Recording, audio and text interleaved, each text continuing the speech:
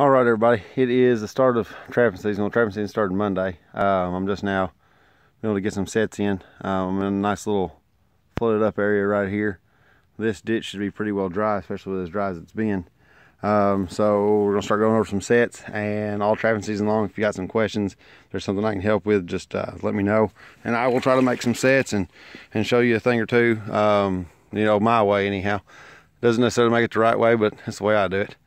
All right, so the first set I made today is a snare set on a fake caster mound, and this place is loaded right over here. The other ditch is just loaded with caster mounds, and so I used a snare here today.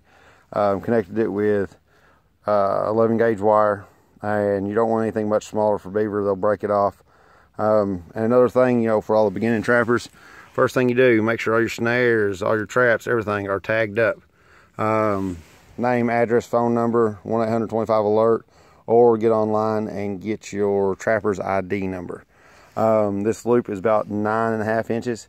I'll make anywhere from 8.5 to 10 inch loops for beaver and otter, just depending on what the activity looks like. This is the first sets out here this year, so we're kind of going to have to, you know, kind of look at it and see what's going on. Another thing, just because you walked the ditch 100 times a year before doesn't mean it stayed the same depth. The beaver have wore this out so bad.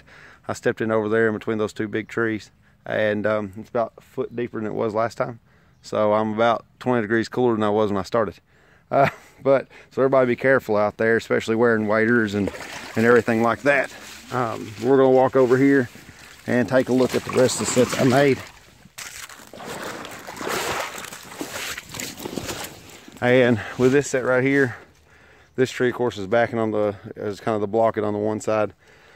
Beaver aren't super hard to block in. I decided not to, you know, do it real heavy right there. You want to make sure that snare is about 1.5 inches off the bottom, off the base there.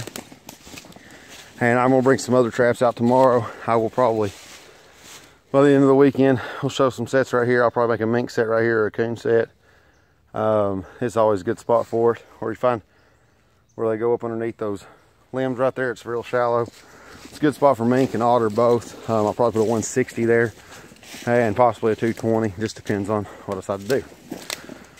But like I said, as I get up here, there's older caster mounds. They just kind of pile up everywhere. On the other side, I don't know if you can see the snare right here. What I've done here is I've kind of stayed away from the lodge as far as I could set it up and hammer them, you know, probably right now.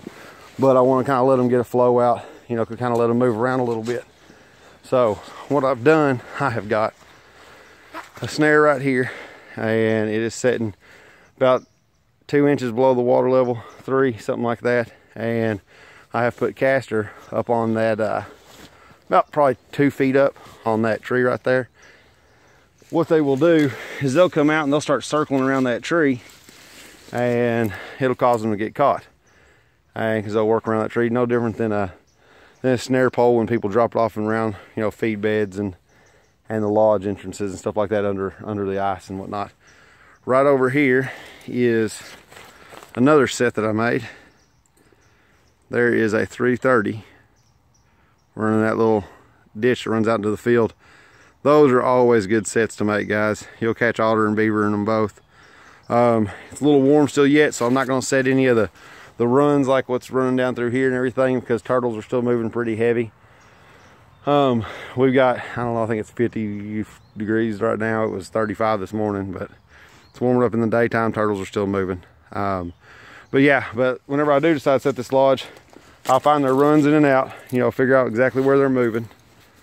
And, you know, like right here where you can see their travel paths and everything, I can set a snare right here on this tree. If you set snares and they aren't on drowners, reason why that one's not on a drowner, it's on that tree, is I want him alive, smacking around and everything else, getting the other ones moving around all crazy, because I have that 330 over there. And because I have that snare down there, it makes them really become active when they've got one in distress. And so normally I'd probably set some more traps around, but I'm just kind of filling it out right now, seeing what we got moving around. And later on this week, I'll probably work further up that ditch and further down this way. I'll show you all the shot of that here in a minute. But out front here, you're gonna have a big main entrance, and probably coming right here into this ditch. They've got a big run. They've probably got an entrance right there, and then right here you've got an entrance coming and going. And then they're working steadily, mudding this thing in. It's a good sized lodge. But yeah, that right there I have real good success with on the sides of the trees like that. And like I said, this is all lodge right here, and this is pretty big. And you get holes like this where they used to have a lodge, or they've had a, you know, an old den. They're good to set up, and I tend to catch a lot of otters in those where they're off the beaver dams, or lodges I mean. They seem to the otters play in them, travel them, but you can tell they're working this one really hard. I could easily set this up right there and on that other side and have beaver right at the lodge, but I kind of want to get them picked off on the outside, and then I'll move into the lodge later. But yeah, this blends in really well, and it might actually, to the, you know, somebody out there in the field, they may never even notice it's there. But there you are. We'll keep on moving on down. We've got another little side ditch right here that I'm not setting up today, but this will be another good one to set up. I set up another farm earlier this morning, and I didn't bring enough traps for what I wanted. But we've got the dam here. You go further on down, there's another dam, and then further on down there's another dam. We're gonna start here, and I'm gonna kind of work these beaver out of this spot, and then I'm gonna bust this dam out, start draining this off for the farmer, and then I will go to the next dams down and start working it that way. But as you can tell, this is extremely fresh working on this dam. I'm trying to walk in the front section of it so I don't knock a ton of holes in there.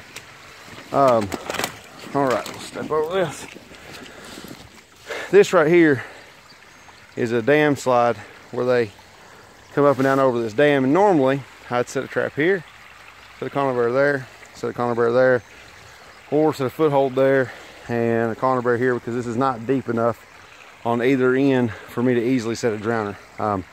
Instead, this tree right here kind of proposed a neat little setup I was able to do. I like to find little spots like this. They are obviously not crossing anywhere else in this dam. And whenever you look at it, that right there is where I knelt down and did that. So not exactly what I wanted to do, but I did it anyway. But so instead of setting the slide up, I decided to set their entry point into their slide area.